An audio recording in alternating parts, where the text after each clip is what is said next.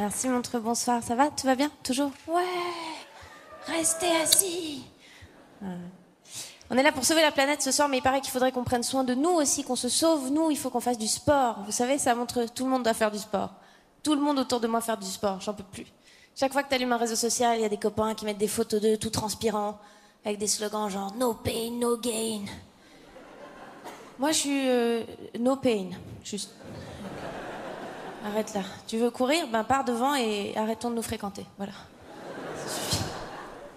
Non, il y a des gens qui font du sport, c'est bien. Il y a un sport qui me laisse un peu sceptique en ce moment, qui est très à la mode, c'est le crossfit. Est-ce que vous voyez ce que c'est le crossfit, Montreux? Vous voyez ce que c'est le crossfit? Alors pour les gens qui ne voient pas, le crossfit, c'est une espèce d'aérobic de l'extrême qui est à la mode depuis quelques années, où les gens se préparent à la guerre.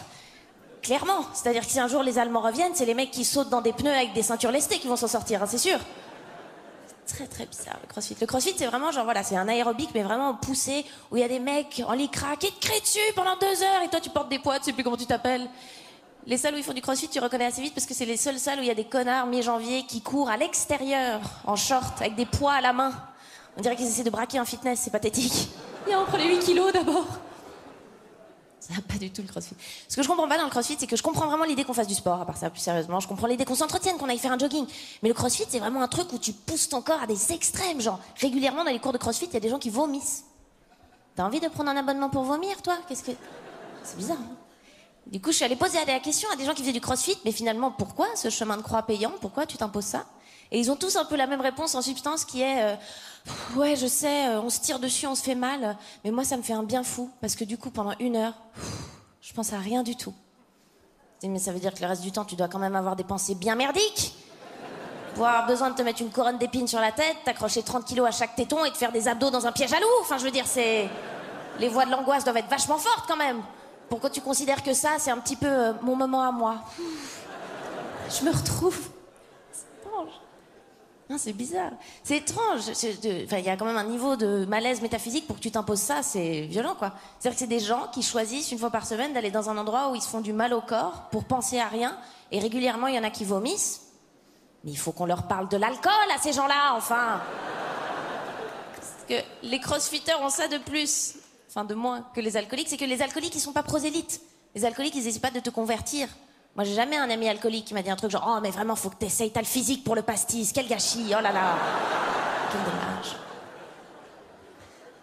S'il y a des crossfitters dans la salle, j'ai rien contre vous, mais non, enfin, j'ai une dent contre les gens qui font du crossfit, c'est que je pense que la planète va exploser à cause d'eux. Parce que vous voyez ce que ça mange, ces animaux-là? Moi, j'étais en colocation avec un mec qui faisait du crossfit pendant 1 année. Pour qu'ils tiennent 1 semaine dans le frigo, il fallait 32 poulets, 48 ananas, à peu près. Parce qu'ils doivent manger plein de viande, mais après, ils sont tout constipés, et donc ils doivent manger plein de fruits. Leur corps, c'est un temple, la planète, ils chient dessus. Hein. En termes de CO2, c'est très grave, cette histoire. Non, mais dans le sens où c'est pas une tocade de vegan extrémiste. Hein. L'ONU l'a dit. Les Maldives sont en train de couler, il y a trop de vaches qui pètent, faut qu'on se calme avec la viande, quoi. Et eux, ils sont là, non, mais je dois encore faire les deltoïdes. C'est pas une bonne excuse. En même temps, je dis ça, c'est un peu hypocrite parce que moi-même, je fais pas beaucoup de sport. Et moi-même, je continue à manger de la viande. Et j'imagine que par applaudissement, il y a 2-3 personnes dans mon cas dans la salle. Je vous vois, donc ne mentez pas, c'est bête. Il y en a 2-3 quand même. Mais nous, on a une bonne excuse qui est... C'est trop bon. Rien à dire.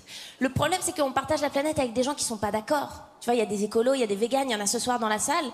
Et je me dis, le problème, c'est que les conséquences de nos actions, elles s'abattent aussi sur eux, tu vois ce que je veux dire? C'est-à-dire que si sur la planète, il y avait que des carnivores, et on se disait, ouais, on sait que ça a des conséquences désastreuses, mais tu sais quoi, on s'en fout. On profite à fond pendant 10 ans, et après, tout explose. Moi, ça me va, hein, j'arrête la crème solaire, je commence le rosé le matin, je vais au boulot en quad, enfin, tu vois, j'ai pas besoin d'être centenaire non plus. Mais la réalité, c'est que non, et surtout que le problème, c'est que les conséquences de nos actions s'abattent aussi sur eux. C'est-à-dire que le réchauffement climatique qui est engendré par le fait qu'on bouffe des animaux, c'est pas juste que de temps en temps, il y a des éclairs qui vont taper que les gens qui aiment bien le hachis parmentier.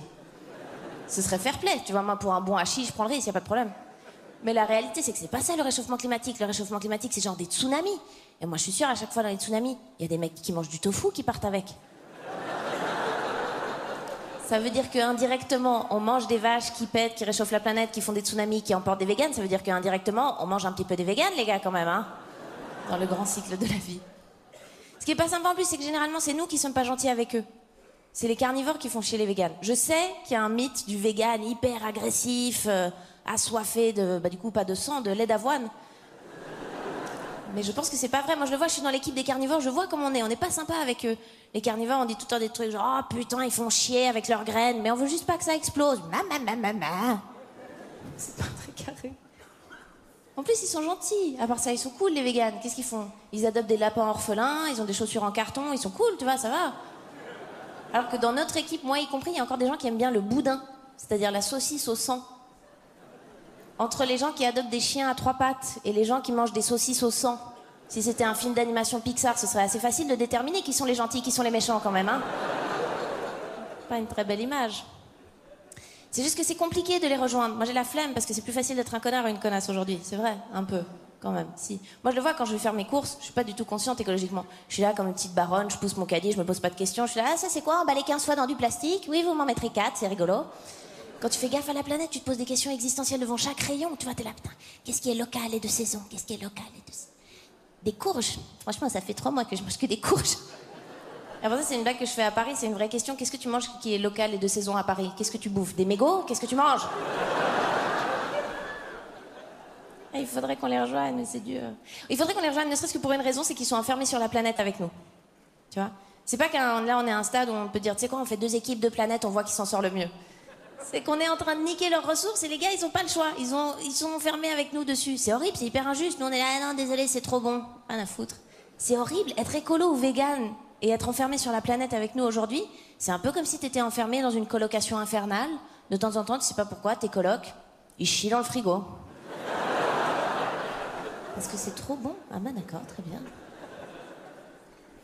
Le problème ultime, c'est que je me dis, vous imaginez si on disparaît à cause de ça, parce que c'est vraiment en train d'avoir des conséquences sur notre écosystème, tu vois.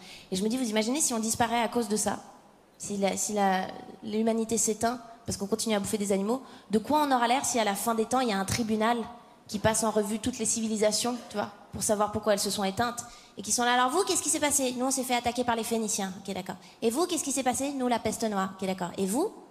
Les saucisses, mon gars! Et c'était très bon, merci beaucoup. Merci de m'avoir écouté, mon truc.